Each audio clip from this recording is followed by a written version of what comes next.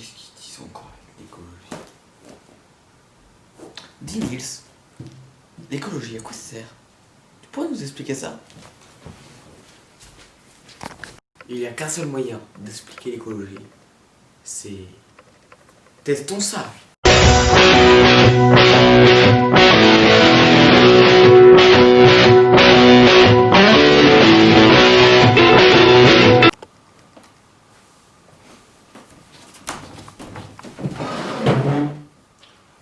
La majorité du problème, c'est que la plupart de ces matériaux ont été pillés par les humains. Notamment le pétrole. On a déjà utilisé la moitié de tout le pétrole sur Terre. Il reste en moyenne 6000 litres. Donc les industries du pétrole, le pétrole va bientôt s'épuiser.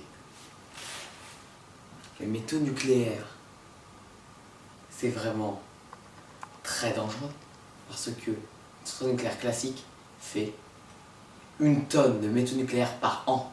C'est vraiment beaucoup. Mais heureusement, on a trouvé un moyen. On sait faire des faux métaux nucléaires, plutôt des métaux nucléaires artificiels faits par l'homme, qui font 50 fois moins, non, qui font 50% de moins de métaux nucléaires. En clair, si on avait 1 tonne, on est à 0,5 tonnes maintenant. C'est écologique. Pour l'eau, il faut 1 kilolitre d'eau pour faire un t-shirt. 1 kilolitre d'eau. C'est beaucoup. Le charbon. Le problème du charbon, c'est que le charbon, on le brûle, ça fait beaucoup de fumée et ça détruit la couche d'ozone. Et c'est pour ça qu'il y a certaines conséquences qui sont vraiment pas très bien. Donc ça détruit la couche d'ozone. Le bois. Le problème du bois, c'est que on l'utilise pour faire des feuilles, mais les forêts on les détruit aussi. Notamment en Amazonie. On trouve une nappe de pétrole, on coupe plein de bois qu'on n'utilisera sûrement jamais. Ou si on veut faire pousser un champ, on brûle entièrement la forêt au lance-flamme. Comme ça la terre est fertile. Et on peut faire pousser du blé tranquillement. Pour faire pousser du blé, on va brûler 1/4 de la forêt. C'est pas un peu énorme? Donc, voilà, on détruit la planète.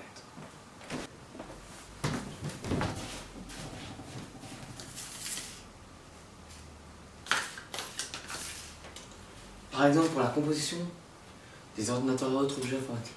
Regardez par exemple, ceci est une antenne Wi-Fi. Si on regarde bien sur l'antenne Wi-Fi, on voit de l'or, pas beaucoup mais quand même il y a de l'or. Les circuits imprimés il y a de l'or aussi dedans. Il y a du carbone, ce qui pollue comme ce n'est pas recyclable et donc on doit brûler. Et c'est pareil que le charbon, ça fait et ça participe au réchauffement climatique. Comme ça produit du CO2 qui est un gaz à effet de serre. Le gaz à effet de serre est un gaz qui garde de la chaleur. C'est pour ça que des fois en été on a très chaud. Voilà. C'est vraiment. On a aussi d'autres moyens, notamment, on doit bien regarder, on a du cuivre. Le cuivre est utilisé aussi dans l'agriculture, donc c'est un métaux abondant. On n'en a pas, ça pollue pas spécialement d'en utiliser.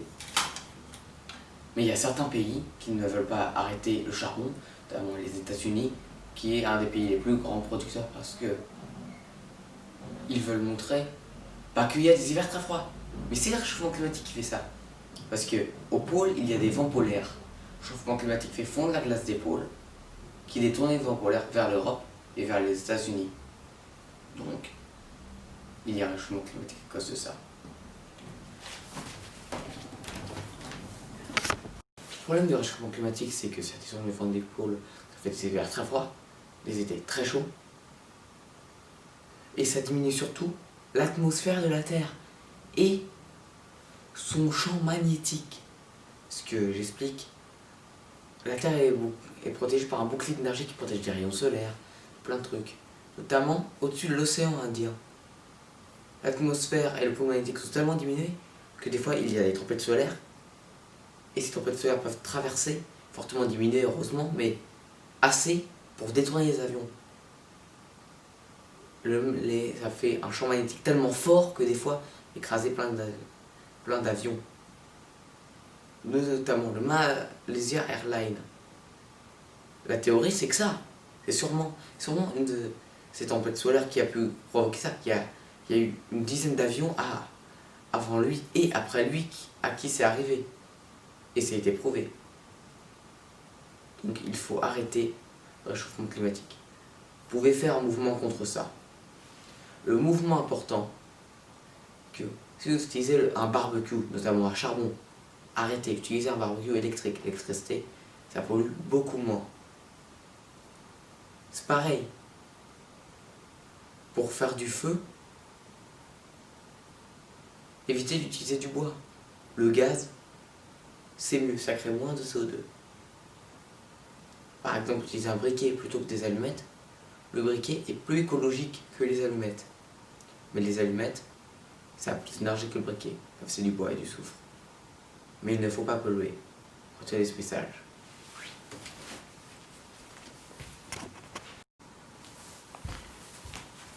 Il y a plusieurs énergies écologiques mises en œuvre. Il y en a en tout 5, si j'ai bien compté. Alors, il y a aussi les énergies demi-écologiques dans ces 5. 2. Les éoliennes, panneaux solaires. Demi-écologiques parce que ça pollue en même temps que ça fait de l'énergie. Les éoliennes, c'est pire que les panneaux solaires parce que faut des métaux rares pour les fabriquer. Donc, on détruit des forêts pour accéder à une mine. Et en plus, il faut raser une deuxième forêt pour installer l'éolienne parce que ça prend beaucoup de place. Donc, si vous avez des éoliennes, ça ne sert pas spécialement. Et en plus, ça pollue. Les panneaux solaires, c'est pareil, c'est fait en carbone. Ce qui pollue, comme ça ne se recycle pas. Les panneaux solaires sont assez cassables.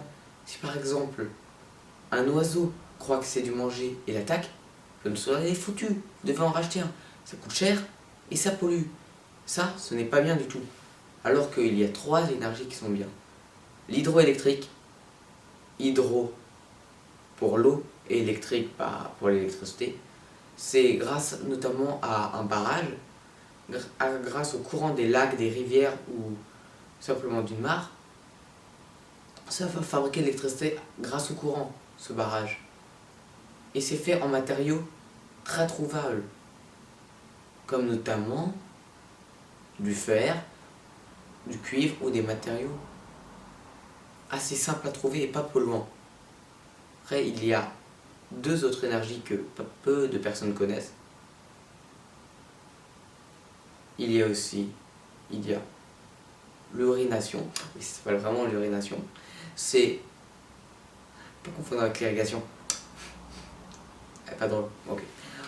L'urination, c'est la science de l'urine. L'urine peut permettre de notamment faire de l'électricité. Des étudiants camerounais ont réussi. En gros, 1 litre d'urine peut alimenter une salle de classe pendant en moyenne 2 heures. C'est incroyable. L'urine contient des milliers et des centaines d'éléments incroyables. On peut fabriquer de l'hydrogène, on peut fabriquer de l'hydrogène grâce à de l'urine quand même. Donc c'est pas peu. Si on est en manque d'hydrogène, il nous suffit d'avoir de l'urine. L'urine sert aussi à faire de l'électricité et à faire pousser les plantes. L'électricité, il y a certains matériaux de l'urine qui sont très conductibles. Donc on va traiter l'urine et prendre les matériaux dans l'urine qui sont conductibles et faire de l'électricité avec. Pour les plantes, c'est pareil. Quand, je sais pas, un animal urine sur une plante et elle meurt, c'est pas que la plante, c'est pas que l'urine est spécialement acide ou un truc comme ça, non. C'est que la plante a eu trop de bons minéraux. C'est comme vous, si vous mangez trop de légumes, bah vous mourrez, vous finissez par mourir. Bah c'est pareil pour la plante. Il faut prendre que les matériaux que la plante a besoin et en mettre une bonne quantité. Parce qu'évidemment, dans l'urine, tout n'est pas bon pour la plante. Il y a des matériaux utilisés pour faire de l'électricité ou de l'hydrogène. Ça, c'est pas spécialement bon pour la plante. Voilà. La dernière science est la géothermie. Géo qui veut dire terre, et thermie, la chaleur. La terre chaude en clair. Alors la géothermie, c'est la science un peu des volcans. On va mettre un tuyau de métal sous un volcan ou sous la terre et récupérer la chaleur du magma. Le magma dégage beaucoup de chaleur, ça peut chauffer des maisons entières. Il y a 2 très grands pays qui font ça. L'Islande, qui est un pays avec beaucoup de volcans, et un autre pays très connu, la Russie.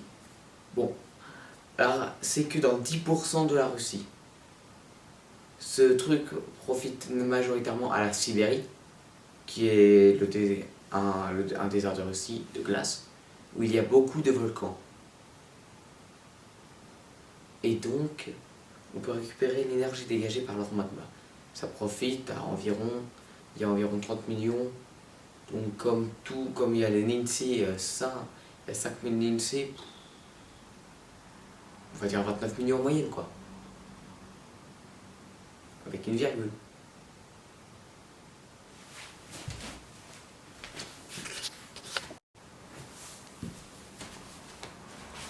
Donc il y a plein de moyens pour lutter contre le changement climatique et la pollution.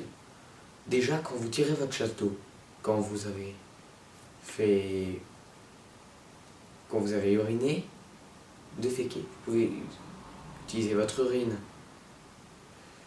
Votre défèquement, vous pouvez l'utiliser pour faire poser les ventes et avec l'urine, vous pouvez créer de l'électricité. Il y a plein de tutos sur YouTube qui peuvent vous dire comment faire. Ensuite, l'eau que vous utilisez.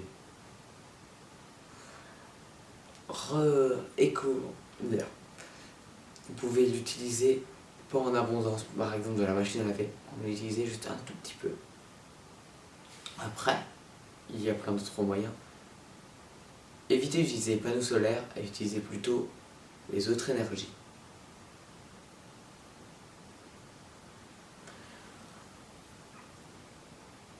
Vous pouvez aussi chauffer votre maison grâce à l'énergie du sol, grâce à la géothermie.